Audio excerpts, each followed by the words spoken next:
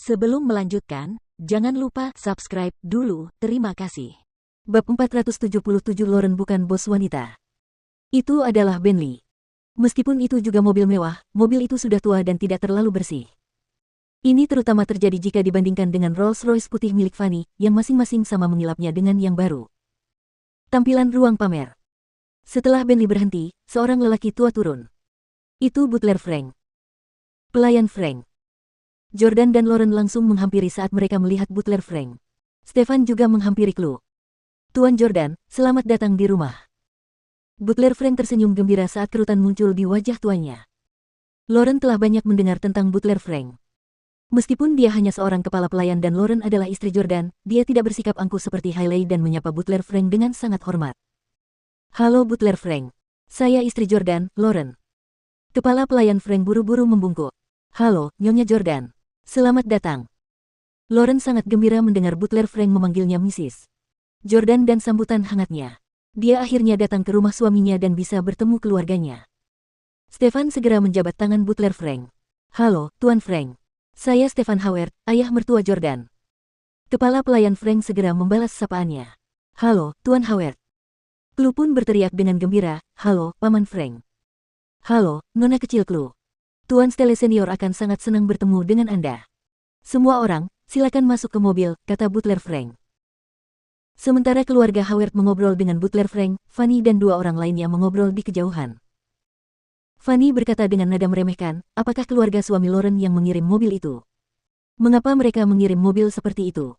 Bukankah mobil itu terlalu lusuh? Zara tersenyum. Tidak buruk.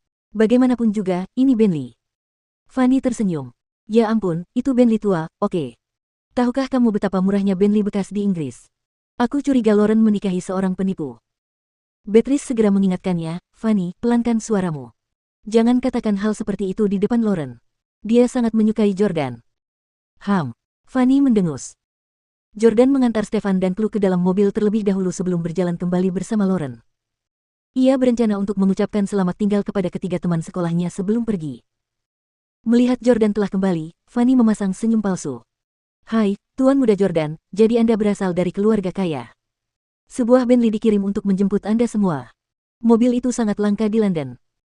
Jordan tahu kalau Fanny sedang mengejeknya. Fanny telah membawa selusin mobil Rolls-Royce yang masing-masing bernilai lebih dari $1 juta. Sementara itu, Jordan hanya memiliki satu mobil Bentley tua. Bagaimana mungkin dia bisa dibandingkan dengannya? Jordan menjelaskan, mobil itu memang agak tua. Namun, butler Frank sendiri sudah tua jadi dia lebih suka mobil tua. Dia menghargai barang-barang lama jadi dia tidak mengganti kendaraannya. Fanny langsung pura-pura terkejut. Ah, keluarga Stelle memang hebat. Kamu bahkan punya pelayan. Kalau pelayannya saja sudah mengendarai mobil sebagus itu, bukankah mobil orang tuamu akan lebih bagus lagi? Oh, benar juga. Anak muda. Tuan Jordan, di mana Anda tinggal? Saya dan suami saya tinggal di South Kensington. Kami mungkin bertetangga. Tentu saja, Jordan tidak akan pernah memberitahu siapapun lokasi kediaman kakeknya. Jordan tersenyum. Keluargaku tidak tinggal di South Kensington. Fanny mencibir. Akhirnya dia berhasil membuat Jordan mengakui bahwa dia bukanlah pewaris generasi kedua yang kaya. Jordan tidak mau repot-repot menjelaskan. Ia bertanya, kalian minum-minum di Churchill Bar di One Whitehall Place. Lauren, aku akan pergi dengan ayahmu dulu. Aku akan menjemputmu nanti. Ya, Churchill Bar di One Whitehall Place, Fanny membenarkan. Kudengar Lauren adalah ratu bar Inggris. Berarti aku tidak perlu mentraktirmu hari ini. Meskipun Fanny tampak ramah kepada Jordan di permukaan dan tidak mengatakan sesuatu yang berlebihan, kata-katanya penuh dengan sindiran tersembunyi. Terlebih lagi, semua yang dikatakannya tampak seperti ujian, mencoba mengungkap Jordan. Jordan berkata, ya, semua bar di Inggris adalah milik Lauren. Pesan apapun yang kau mau di Churchill Bar malam ini. Kau tidak perlu membayar. Fanny dan dua orang lainnya sangat gembira. Benarkah? Kami anggap kau serius. Lauren juga sangat senang dan gembira. Sejak menikah, ia mendapat gelar lain, Ratu Bar Inggris. Teman-temannya memanggilnya dengan sebutan itu secara pribadi. Seiring berjalannya waktu, Lauren mulai terbiasa dengan gelar ini. Selain itu, diberikan kepadanya oleh Jordan, pria yang paling dicintainya. Dia sangat menyukainya. Sambil menarik ujung kemeja Jordan karena malu, dia bertanya dengan lembut, benarkah itu? Apakah orang-orang di bar benar-benar akan mengenaliku? Jordan berkata sambil tersenyum, sayang, apakah menurutmu aku berbohong padamu? Jangan khawatir, semua bar itu milik perusahaan yang sama. Bos perusahaan itu adalah kamu dan aku. Semua pemilik bar tahu namamu. Ketika saatnya tiba, datang, yang harus Anda lakukan adalah menunjukkan identitas Anda. Saya jamin, dia akan melayani Anda seperti ratu. Senyum muncul di wajah Lauren. Fanny merasa sangat kesal, tetapi dia tersenyum dan berkata, ayo cepat ke bar Lauren. Aku tidak sabar untuk menghisapnya. Zara pun tersenyum. Aku juga. Aku ingin sebotol anggur termahal. Beatrice berkata, bagaimana mungkin 1 botol cukup?